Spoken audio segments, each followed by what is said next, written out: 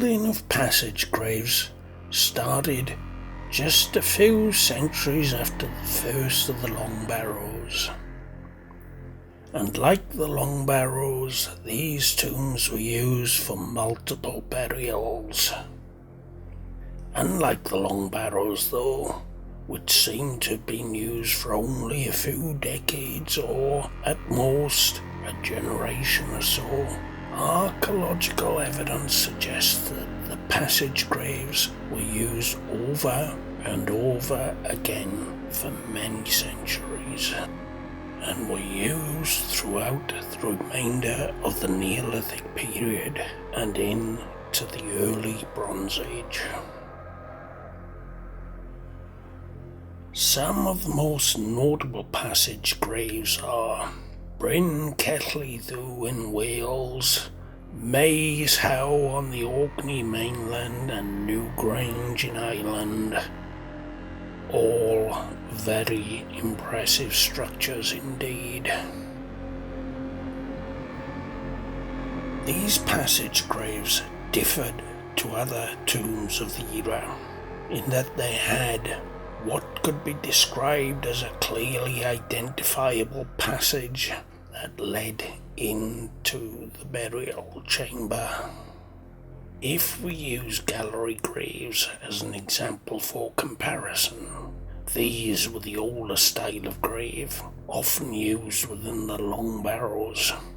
Then a gallery grave was one constructed so that the entirety of the tomb was the same height and width all the way through the tomb and into the burial chamber. Thereby the tomb formed a gallery-type structure rather than that of a distinct passage. In some instances, the passage was aligned so that the sun would shine directly through the passage and light up the inner chamber, and this was often seen to coincide with a significant solar event such as the sunrise on the winter solstice or a sunset on the equinox.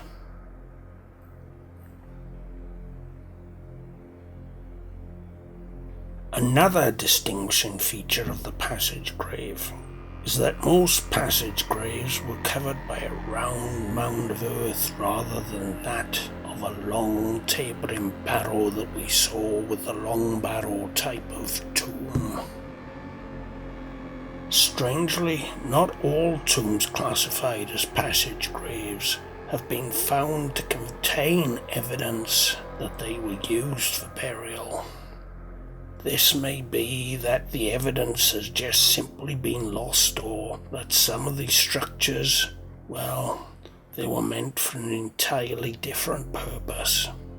One such example where there is no evidence of human remains is Maes Howe. Like many other tombs of the Neolithic, passage graves generally had a forecourt at the front, near the entrance. Many notable academics and researchers who have examined these monuments believe that the usage of these forecourts were for ritualistic purposes involved with the burial of the dead. The common presence of objects such as post holes, pits, hearths, pebbles, quartz, shards of pottery and flint objects suggest activities such as feasting, drinking and the offering of gifts. It is believed that the dead were left out to decay or defleshed before burial. And given this, it's quite possible that some of the post holes may have been used to support the exposure towers on which the bodies were left, usually for some time before cremation, and finally then being placed to rest within the tomb. Now, to complete this picture, I thought it would be fun to run through a fictitious but possible reenactment of the kind of ritual that could have taken place at some of these sites.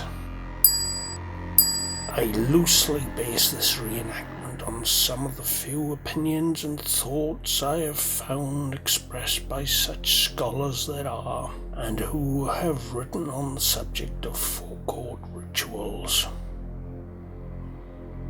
And so, the ceremony begins just as the sun sets below the horizon. The priests of the spirits of the dead then lit the hearth fires, next with the torches all lit from the same spark as that of the hearth, and they placed these torches in and around the forecourt, producing an otherworld but welcoming flicker of dancing shadows and light to the forecourt. The fires acted as a beacon, summoning people from villages all around to come to pay respect and join the festivities.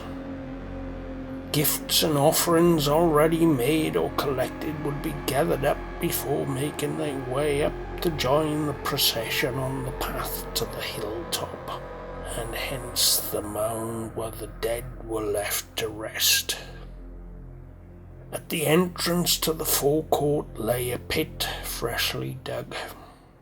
This is where the gifts and offerings made to the dead would eventually be placed.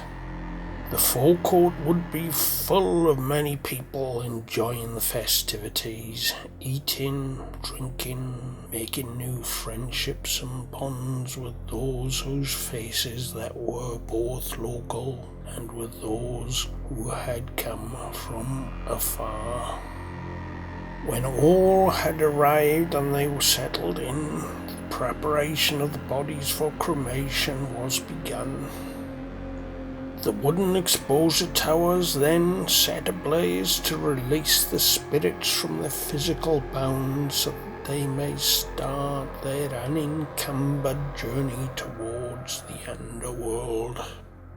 Then the final rites begin, with the Earth Mother praised and venerated. The priests of the dead would begin another ceremony, gathering up the cremation remains and then leading the procession through to the entrance passageway of the tomb, where then the high priest would carry the remains down through the symbolic passageway to the Underworld and carefully place the remains